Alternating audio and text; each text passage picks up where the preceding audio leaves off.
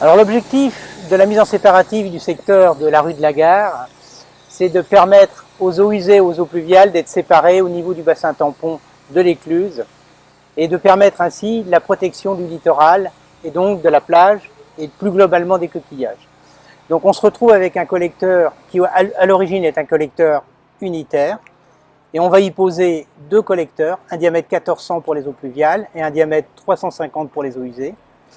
Les collecteurs en question donc, vont séparer ces eaux usées et ces eaux pluviales.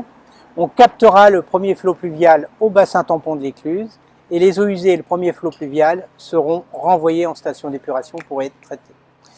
On a rajouté à ces canalisations, dans cette partie-ci, une troisième canalisation qui est en réalité une canalisation d'eau potable puisque le réseau d'eau potable a été changé ainsi que les branchements plomb dans ce tronçon-là. On a fait exactement la même chose dans la rue de la Gare, de façon à supprimer d'éventuels problèmes sur les canalisations d'eau potable.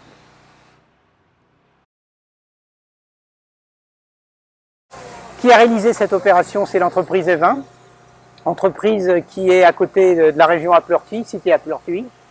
Entreprise extrêmement compétente, en collaboration avec les services techniques de la ville de Dinard.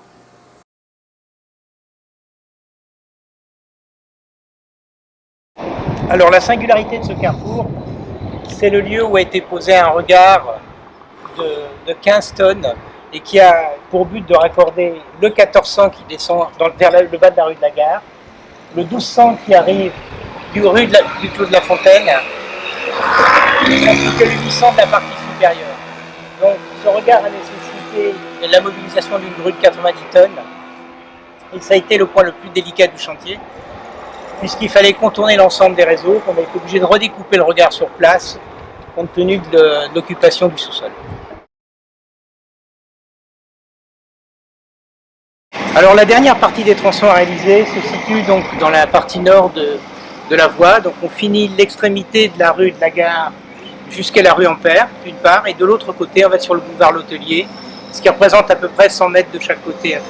Sur l'ensemble de cette opération, sur la partie purement assainissement, le coût du chantier s'élève à 1,1 million d'euros, qui sera subventionné à hauteur de 80%, d'une part par l'État sur la partie d'eau pluviale, et d'autre part par l'agence de bassin sur la partie strictement eau usée.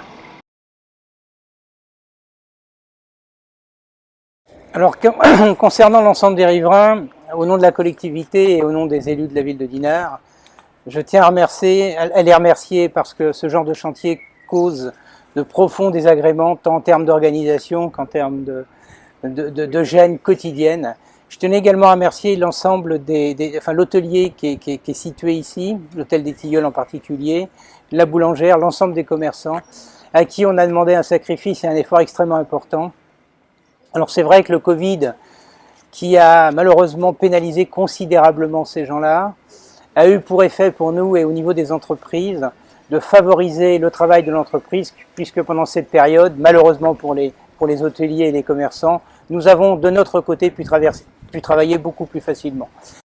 Il n'empêche que la gêne était là et qu'à ce titre-là, au nom de Monsieur le maire et de mes collègues, on tient absolument à remercier l'ensemble des gens. L'autre chose que je souhaitais dire aussi, c'est l'entreprise et puis mes collègues de la ville de Dinard, l'ensemble des services techniques. Encore une fois, ils ont été à la hauteur, ils ont su assurer dans des conditions qui n'ont pas été toujours faciles, un chantier extrêmement délicat et pour lequel eh bien, la finalité et le résultat est là. Donc un grand merci à tous ces gens.